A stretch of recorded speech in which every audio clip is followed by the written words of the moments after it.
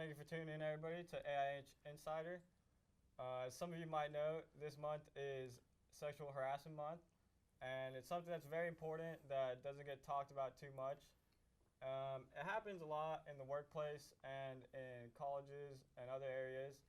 Some statistics for you. It happens about 900 to 1,000 times per year. 3/4 of the cases are female, with 1/4 of them being male.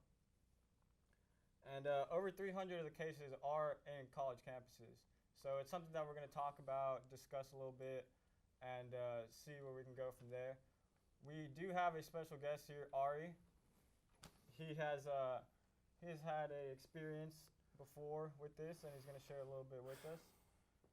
Ari, first of all, what do you do here at AIH, and where do you plan on going after this?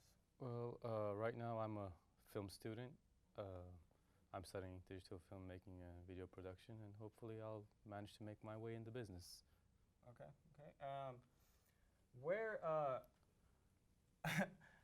Tell me, you had an experience before with this circumstance. So how did that come about?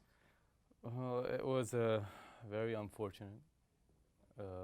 There's no good way of explaining this situation, and that day I realized that I live wherever this happened was one of the great neighborhoods in New York, and these kinds of things, it doesn't pick location, destination, and it can happen to you anywhere when you're most vulnerable and don't realize. And it was a very terrible moment of my life that I'm still working on my way out, trying to forget it.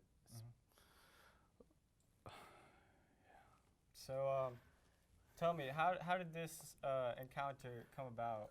What were the details? It was a regular day.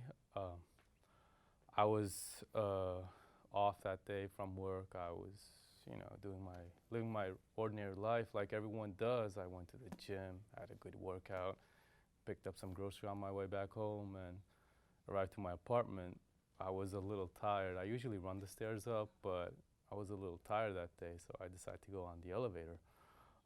There were friendly neighbors, which that's what I thought at the beginning, and like everyone does, I went in, I hit the floor, and this lady started to talk to me in a different language. I said, "I'm sorry, I don't understand," and she said, "Oh,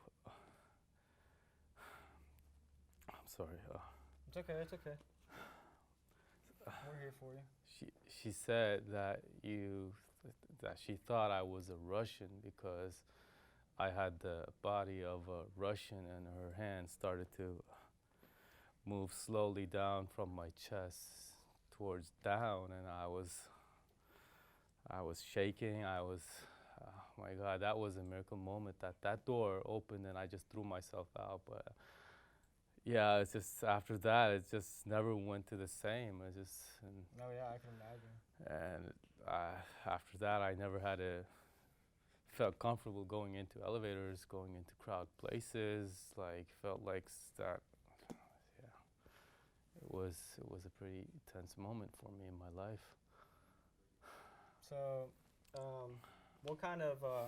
what did you do exactly to kind of deal with this situation that happened to you? Well, first, I didn't know what to do when I tried to explain myself. They didn't believe me. They thought I was making a joke because I was a guy. How can a guy get sexually? This is how a guy gets sexually abused. I mean, they told me that maybe I wanted it. They said that, was looking for it. Oh, you enjoyed it? No. And you went to family first, or tried to talk to some friends about it? I had a roommate. I told him, look, and he laughed about it. I went to my parents. They were like, get over it. You're a big guy and all that. I tried to get more support, but I tried to obtain bad habits. That's the only way I tried to get over it, but it was bad. All right. Well, we're going to go to a quick commercial break, and we'll answer some questions when we come back.